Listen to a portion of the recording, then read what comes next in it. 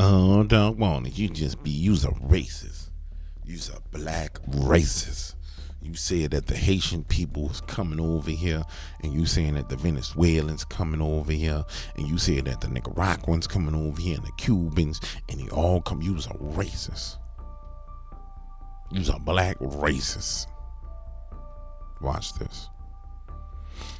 I want y'all to see what is really going on out here in these streets. Watch this. On January the 5th, 2023, the Biden administration announced its intent to provide safe and orderly pathways to the United States for up to 30,000 nationals of Cuba, Haiti, Nicaragua, and Venezuela. The new program, formerly known as the Processes for Cuban, Haitians, Nicaraguans, and Venezuelans, allows certain people from these four countries who have a sponsor in the U.S., pause, sponsor, keep that in mind, and who pass a background check to come to the U.S. for a period of 2 years to live and work lawfully using a legal mechanism known as humanitarian parole. Humanitarian parole. Let it roll off your tongue. Parole. Parole. Now, guys, in the first paragraph, let's just dive real deep. Deep, real deep. Watch this. It says 30,000. We know it's been way more than 30,000. But it also says that they need to have a sponsor. They got to have a sponsor to come in. And then it says for a period of 2 years to live and work lawfully using a legal mechanism called humanitarian parole. So all them folks that they talking about in Springfield, the ones in Skagaya, Alabama, the ones in Dallas, Texas, all over the place. All these individuals that are just spread around the United States, they're here for at least 2 years. And the reason why they have a driver's license is because they are on humanitarian parole. Now, that don't say that they should be able to vote. But in order to work here, you're going to have some kind of identification. Watch this. The creation of this new parole program, however, was coupled with restricted access to asylum at the U.S.-Mexico border for migrants from Cuba, Haiti, Nicaragua, and Venezuela. Starting in January 2023, the governments of Mexico agreed to allow the U.S. to expel up to 30,000 migrants from those countries to Mexico each year, preventing them from requesting asylum under the U.S. immigration law. With the expansion of Title 42 Order, May 2023, the U.S. announced that it would be formally deporting some migrants from these countries to Mexico instead of their home countries. So, what am I reading? You want to know what I'm reading? You want to know what you're reading? Watch this. They put together a program where you can bring some of these people in, up to 30,000. Then, if you don't do what they say they want you to do, they can deport you. But they ain't going to send you back home. They're just going to ship you to Mexico, where you can come right back across the border at any point in time because the border's wide open. But it's like, hey, because we want you here. We want you to invade the country, but we got a special group of you guys that we're going to pick out. We're going to bring over here. We're going to fly you in, basically. We're going to give you driver's license. We're going to give you welfare. We're going to give you our opportunity to work. If you don't work out, here's the threat. We're going to send your ass back to Mexico. And you like, man, I'm from Haiti. I don't want to go to Mexico. Let me do what I need to do. So they send you to Mexico. Well, let's say you're from Haiti. Let's stick with Haiti because everybody's so up in arms about the Haitians. I ain't laying off of them. So let's say you from Haiti and they ship you to Mexico. You gonna go back to Haiti, or you gonna come back up the border and go back into America? You coming back into America. That's all it is to it. Let's see what's next.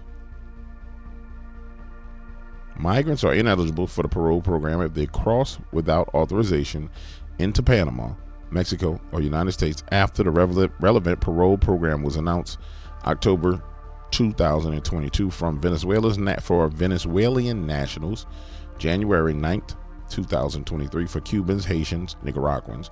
As of April 2023, Cubans and Haitians are also ineligible if they have I can't even see that word. Let me look at it on the big screen. Blah blah blah blah blah blah blah blah blah blah. All right, they've been interdicted at sea while attempting to cross the Caribbean to the U.S. without authorization. This carrot and stick approach, pairing expanded parole with restricted access to asylum, was first adopted by Biden administration in October 2022 towards Venezuelans, with 24,000 parolee slots available, initially available each month in exchange for the government of Mexico permitting the Department of Homeland Security to expel 24,000 Venezuelans to Mexico monthly. So you kick out 24,000, you bring in 24,000. So October, November, December. So from October to October, that's 240,000 plus another. Let's just say 240, just say 268,000 Venezuelans that came in, and that's October 2024 to October 2023, and then going into the next year. So let's just say 500,000 Venezuelans have been sent here, right? With the expansion of the program to Cubans, Haitians, and Nicaraguans on January, 30,000. So from January 2023 to now, January 2023 to January 2024, you're looking at 360,000. Yeah, 360,000 Haitians, Cubans, and Nicaraguans. And then you go into the next year, which we're in. Well, where are we? August, September? So let's just say another, 7 would be 210, 8 would be whatever, 24, 240,000. So you damn near got another 500,000 of each of these. So 500,000 Haitians, 500,000 Cubans, 500,000 Nicaraguans, 500,000 Venezuelans. So that's legally damn near 2 million. Let's just bring it down. 1.5 million people that are here. And you trying to tell me that's not enough to swing an election if they all dumped in the right place? And this is documented what they're doing. You trying to tell me that's not enough to swing an election when in one of the states during the last election, the vote came down to 4,000 votes for Donald Trump versus Joe Biden. It was only 4,000 ballots that he won by. You trying to tell me that 1.5 targeted, these people get put where they want them. You trying to tell me, and then they have driver's license, they have IDs. You trying to tell me this is not an operation still? What is humanitarian parole? Let's see.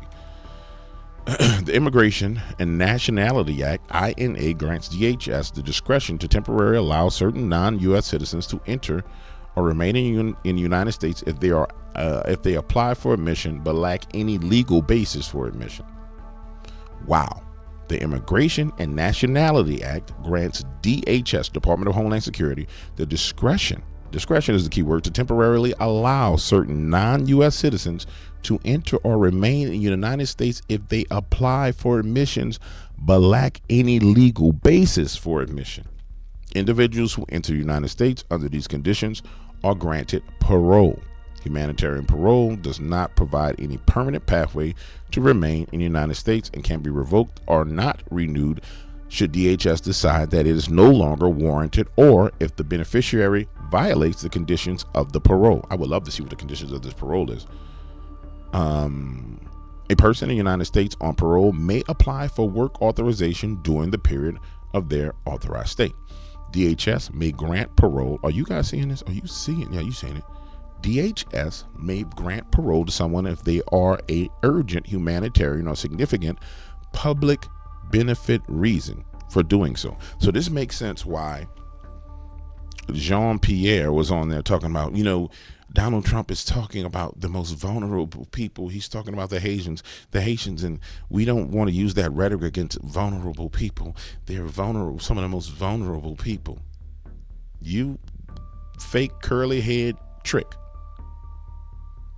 The INA does not define what constitutes an urgent humanitarian or a significant public benefit reasons, but USCIS states that an urgent humanitarian reason might include protection against targeted or individual harm, including who are not eligible for admission into the United States, but who can demonstrate an urgent humanitarian reason for being allowed to enter or stay in the country may be granted humanitarian parole. So it's all subjective.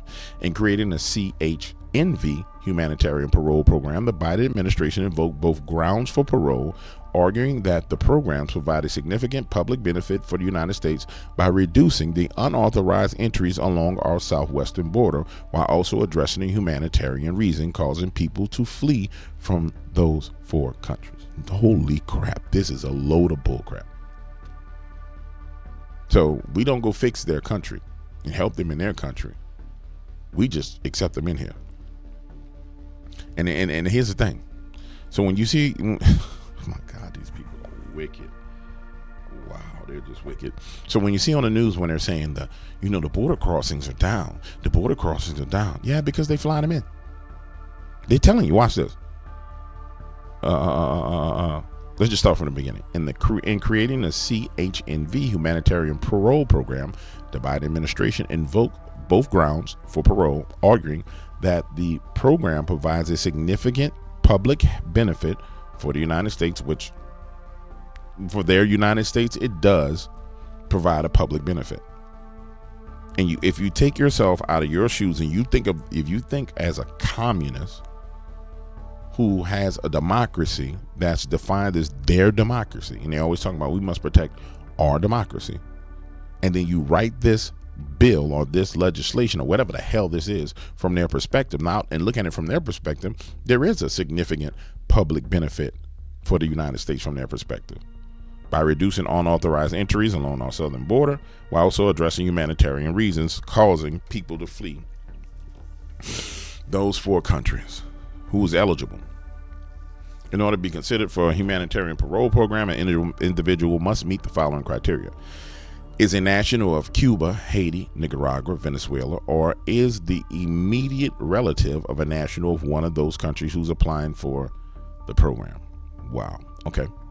Has a sponsor in the United States who has filed a declaration of financial support, a form I-1348 on behalf of the applicant, and has been approved by USCIS.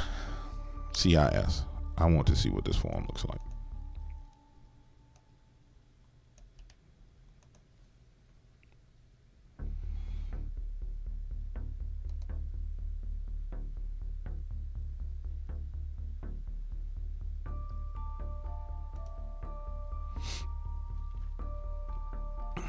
I'm not logging into that.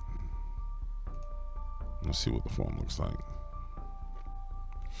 Online request to be a supporter and declaration of financial support.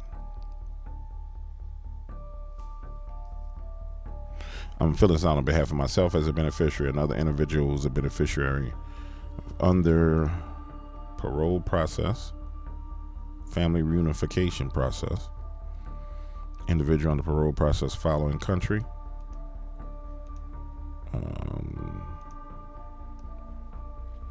Make sure y'all can see this. Associated with the program.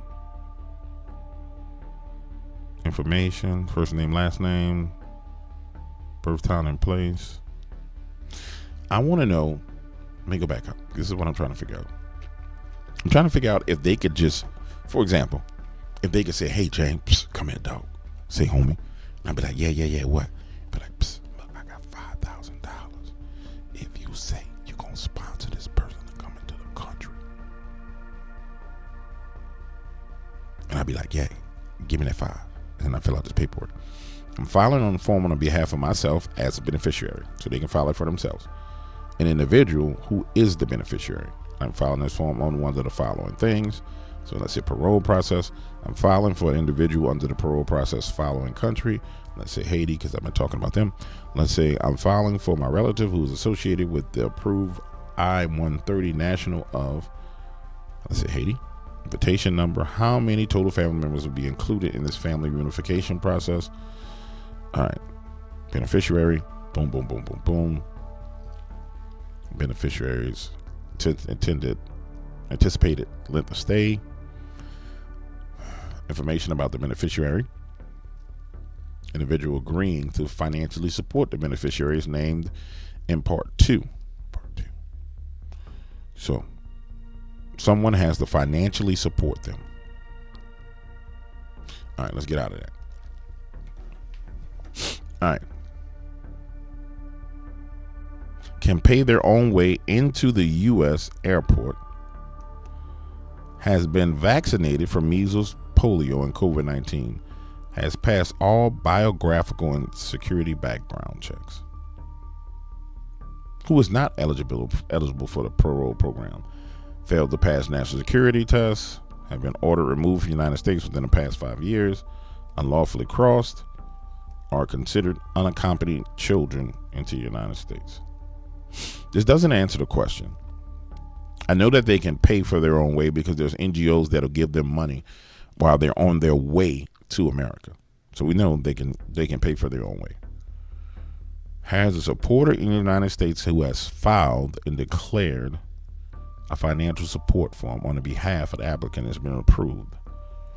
Or does someone apply? Who can become a supporter of an applicant to see? Oh, here we go. This is what we want to know. Watch this. Watch this. Here's the scam. Who can become a supporter of an applicant for the CHNV Humanitarian Parole Program? U.S. citizens, lawful permanent residents, lawful temporary residents, and conditional permanent residents. Holy shit. Non-immigrant and lawful status, such as temporary workers, international students, diplomats, and temporary visitors for business and pleasure. Wow. Asylees, refugees, and parolees. Recipients of temporary protected status. Beneficiary, oh my Lord. So these bastards done set up a program, guys, where, let's just break it out. Let's say I sponsor Ted to come into the country. Ted come in, and Ted gets lawful temporary residence, right? So Ted got temporary residence. Ted come in, he get his welfare check, he get everything he need. Ted sends money back to his cousin Bob and Carl. Now Ted sponsors Carl. Carl comes in. Carl sponsors Bob. Carl then came and got on welfare, got housing, everything, got an ID. Now he sponsored the next person, and the next person sponsored the next person, and the next person sponsored the next person. All of them sending the money back to the other person to get here, because they're getting the welfare money. They're getting like we saw in New York. They was getting $5,000 cash, and they was getting $13,000 worth of food stamps. So if I got 13 racks worth of food stamps, man, I don't need to go grocery shopping. I got $5,000 a month in cash. I mean, hell, I could buy a car with $2,500 in America and still have $1,000 left to send to my partner. All he got to do is catch a flight to America. Bruh, these people screwed us. And so anybody who tells you that the Joe Biden administration is not like rigging this election, they're lying, dirty, filthy, sandy beach. My Lord.